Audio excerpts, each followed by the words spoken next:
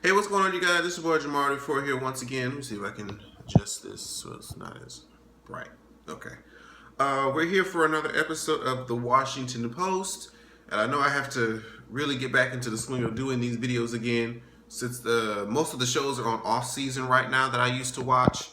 Hold on, getting text messages, y'all. Most of the shows that I watch are off season, so it gives me a little bit more time to talk about maybe any type of current news stories.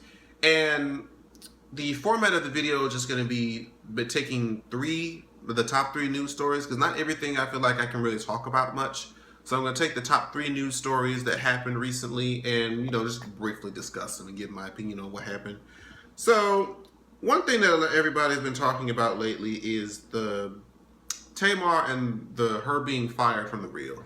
At first, it was a rumor, and then more and more information started to leak on out about, they said, oh, she didn't work well with production, or no, they tried to say it was a mutual thing, that, Tamar and The Real decided to mutually separate. But then, once they found out she was fired, she was like, oh, well, it was a mutual, I mean, not mutual, but there was issues with production, she wasn't selling well to the audience or something along those lines.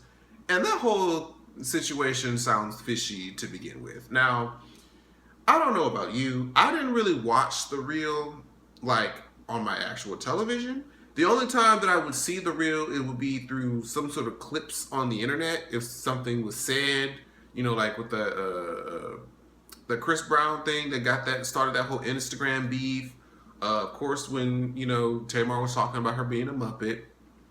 And, so I don't really watch it to, on TV, but my thing is, if you getting rid of Tamar, that was really 99% of the reason why people were even interested in the Real to begin with, because these talk shows are like one in a million, like a dime a dozen. Like, you got, The View I think is canceled. I'm pretty sure that The View is canceled and won't be coming back. But you got The View, The Talk. Who is even on The Talk? The Real. And it's just like the daytime talk show, oh, Wendy Williams, of course. These daytime talk shows just they don't feel necessary. So if you have anything that can kind of hold people's attention to your product, it makes no sense to fire Tamar. I don't know. Of course, we don't know everything that went on behind the scenes. And just recently, Lonnie Love sent out this video on Facebook, explaining, because, of course, Tamar had unfollowed everybody but Tamara, I believe. And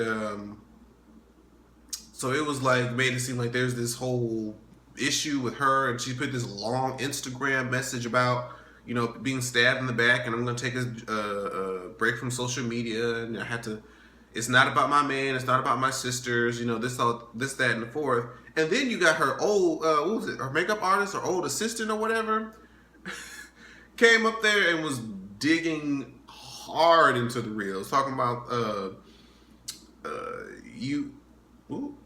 sorry, I saw something flying, saying that y'all ain't shit, y'all trying to figure out what Tamar's doing. Even on the off season, y'all know that they had nothing to do with Tamar not having nothing issues with production. Like, basically saying everything that they were saying happened was a lie. And Lonnie came on there and was trying to be like, you know what, this has nothing to do with me or the host. Like, we don't have the power to band together to get anybody fired. Each of us is on this show on our own individual contracts. My contract may be up next. You never know. Me and Tamar are great friends. She texted us and told us, like, we didn't know that she was fired until everybody else knew. And she sent us all a group text, and everybody was in different parts of the world, so we didn't all reply right away. Time difference and all this other stuff. Now, I believed her. Looking at, how she was saying it, and just whole demeanor, it does seem, realistic how people can just be fired off of a show like that, with it not necessarily have anything to do with the hosts of the show coming together and banning anybody fired. Because I doubt that the rest of the cast members on The Real felt like they could hold the show up by themselves without Tamar, knowing that Tamar is the one bringing in most of the viewership. Because not only does she do it, not only does do you see The Real for those who watch it on actual time, but she talks about how she works on The Real on her own show on WeTV, so y'all getting double promotion. So to axe her from it doesn't really make much sense. Now, feel how you want to feel about Tamar, but just from a business perspective, it didn't seem like the smartest move to me.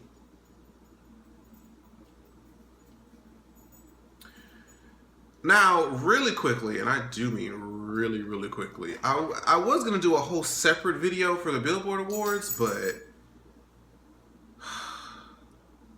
mind you, I didn't even watch them when they came on. I had to watch them the next day because I legitimately forgot about them.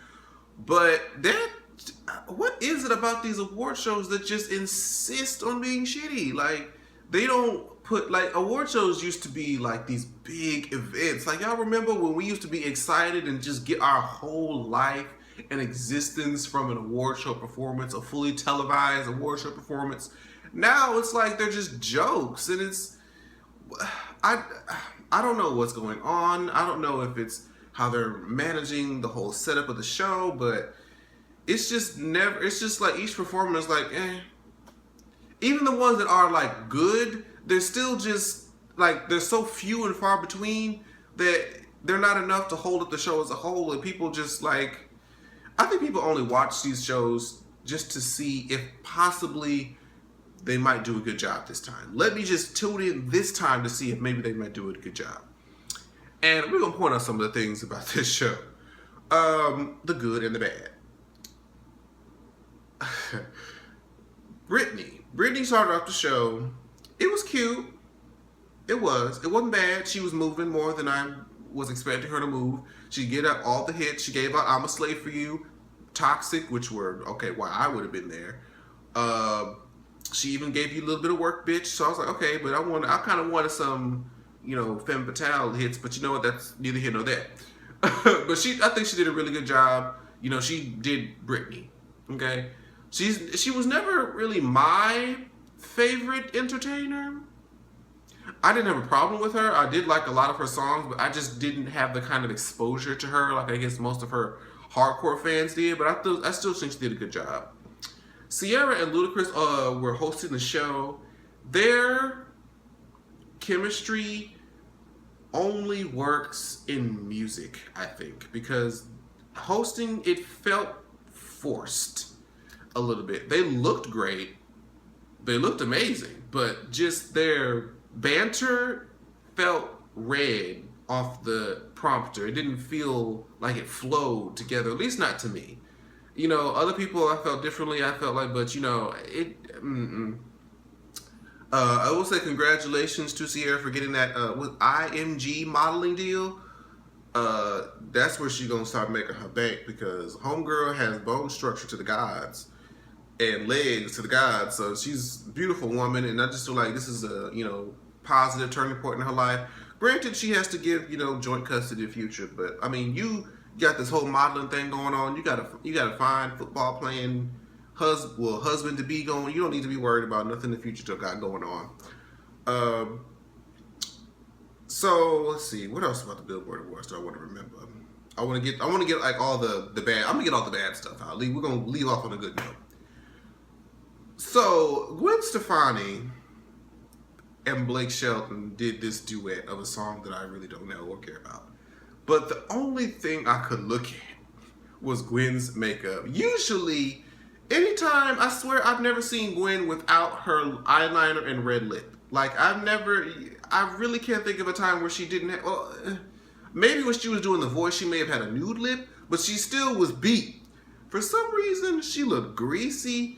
Her makeup without her eyeliner, for some reason, she just looked very aged. And I'm like, no, this is not cute at all. I think the dress looked nice, everything else to here, but this was off, way off. It was not working. And then they were singing this. I mean, I wish she could have came out and did one of her own songs because I have heard some songs off her new album that I do kind of like. But oh no, that makeup, baby. Oh no. Pink did her aerial performance again, which was good. She's the only well, not the only one, but one of the ones who can sing live and do that whole aerial thing. So I always respect Pink for her craft. Adele released her music video for "Send My Love to Your New Lover," which is a pretty dope song on the album. But that video, no, I can't even look at it. Like it started off cute. It felt like it had promise, but it just started going into this whole psychedelic acid trip thing, and I'm like, I can't even look at this. My eyes literally don't know what to do when I'm looking at it, and it gives me a headache.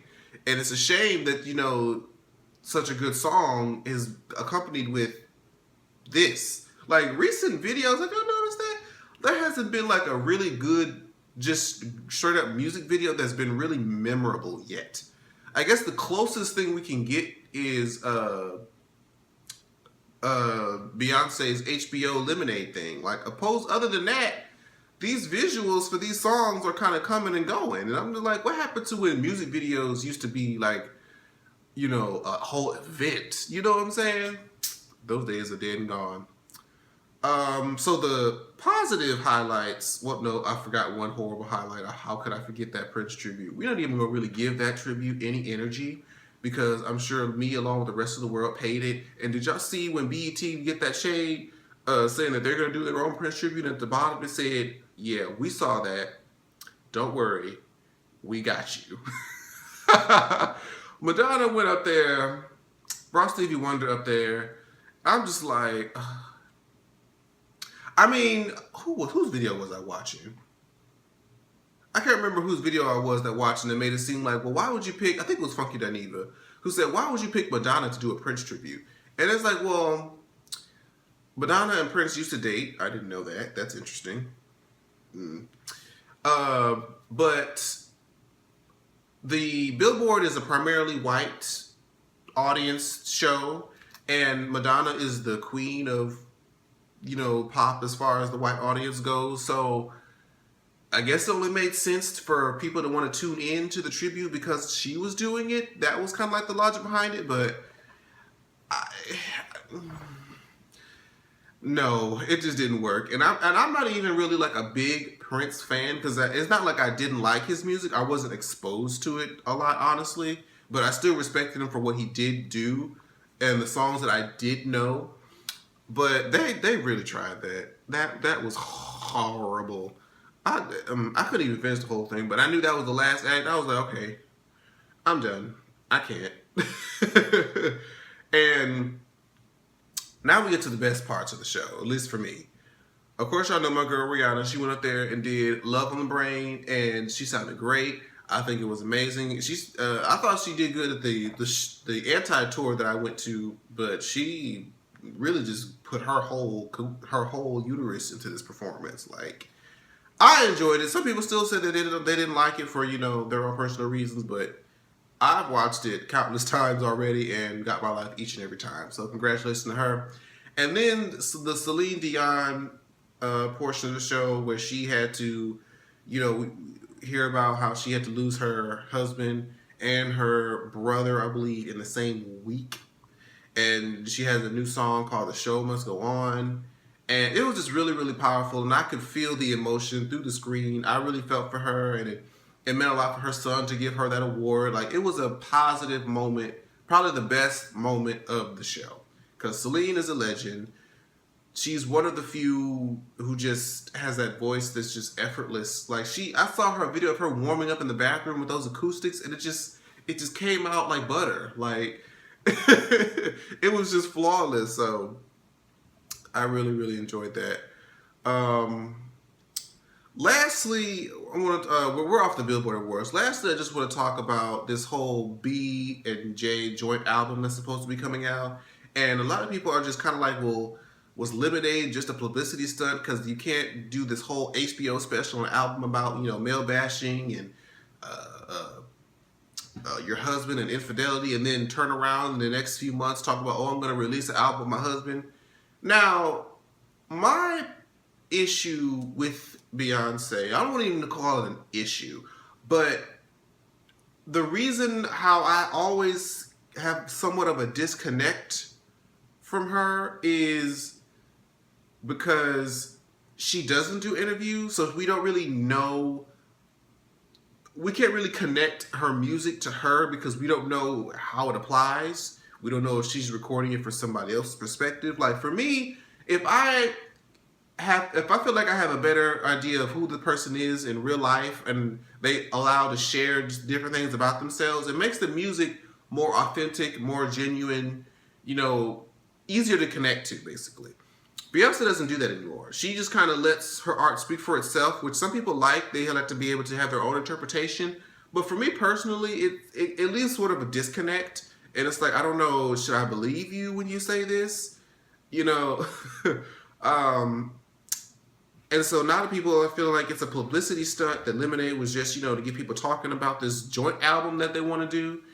And I mean, honestly, I just want to enjoy music at this point. Like a lot of times people are so concerned about chart positions and first week sales and whatnot that they're not even enjoying the music anymore. Like they don't even listen to the different instrumentation. They don't listen to how the music makes them feel or what it reminds them of. Like that's how I enjoy music. Any good song that I like usually makes me feel something.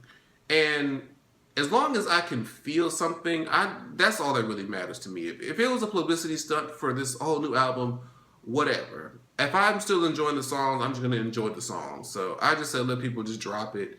Just enjoy the music. If you don't like it, don't buy it. You know what I'm saying? But that was pretty much this little short, brief episode of the Washington Post. I hope you guys enjoyed it. Make sure you leave out any comments below about the topics that we discussed. And I will see you guys next time. Bye-bye.